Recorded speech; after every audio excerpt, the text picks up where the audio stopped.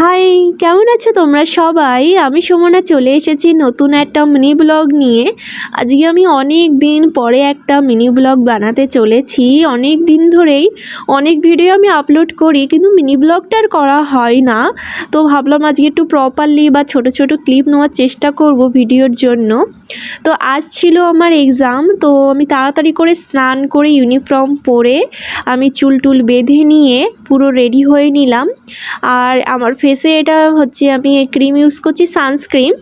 আমার এটা নয়, মা খুব এটা ইউজ করে।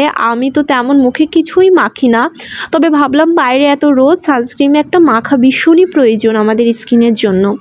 এরপরে ইয়ারিংটা পরে নিলাম আর আই কার্ড দিয়ে প্রপারলি রেডি হয়ে নিলাম। কোমরে একটা ক্লিপ দেখতে পেলে, আসলে আমি ওই সব শেষে চুলটা মুড়িয়েই বাঁধি। আমার যেন মুড়িয়ে বাঁধলেই আমার সব থেকে বেশি শান্তি হয়।